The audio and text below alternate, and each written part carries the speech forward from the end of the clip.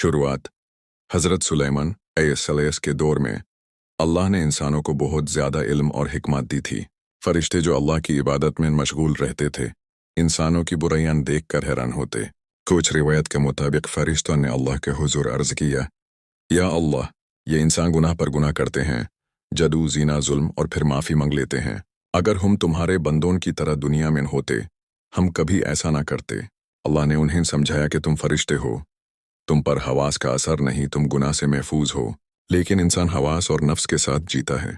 फरिश्ते ने फिर भी कहा, अगर हमें भी आजमाइश दी जाए, हम गलत काम नहीं करेंगे।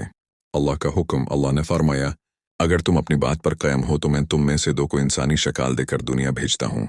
तुम इंसानों की तरह रहोगे, तुम पर नफ्स और डिज़ायर्स का असर होगा।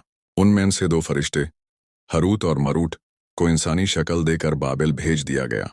उन्हें अल्लाह ने हुक्म दिया कि वो इंसानों को जदू का हकीकी नुकसान बताएं, उन्हें फितने से बचें, लेकिन खुद गुनाह ना करें। दुनिया में आजमाइश। बाबिल एक शहर था जहां जादू बहुत आम था। हरूट और मरूट दिन में अदालत करते, जुल्म रोकाते, लोगों को हक बताते, रात को अल्लाह की इबादत करते। एक दिन एक बहुत खूबसूरत और दिलकश औरत उनके पास एक केस लेकर आई। उसका हुस्न इतना ज़्यादा था कि दोनों फरिश्ते उसकी तरफ दिल में झुक गए।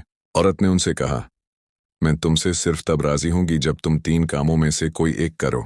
1, मेरे खुदा उन बुतों को साजदा करो। 2, किसी को कत्ल करो।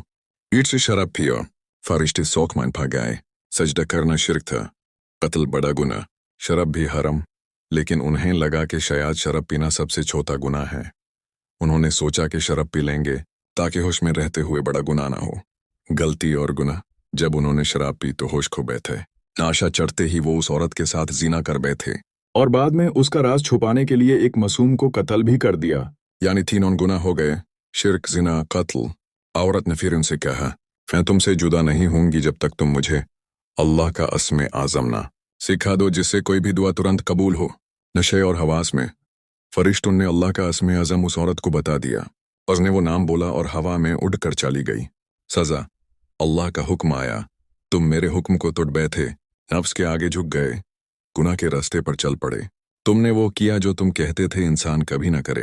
अल्लाह ने उन्हें 2 सज़ाओं का इख्तियार दिया। क़यामत तक दुनिया में नज़ाब, बाबिल के कुनवे में उल्टा लटकना। 2, या आखिरत का अजाब। हरूट और मरूट ने दुनिया का अजाब चुना ताकि आखिरत बच जाए। तब से लेकर आज तक वो बाबिल के गहरे कुनवे में उल्टे लटके हुए हैं। लोग उनको अपनी कहानी सुनाते हैं और कहते हैं, जादू फितना है और नफ्स की परेशानी सबसे बड़ी आजमिश।